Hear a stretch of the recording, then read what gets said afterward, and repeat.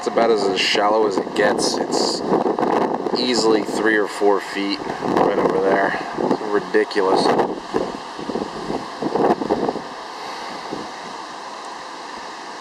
Because the elevation out to these cars from the center of the street is multiple feet.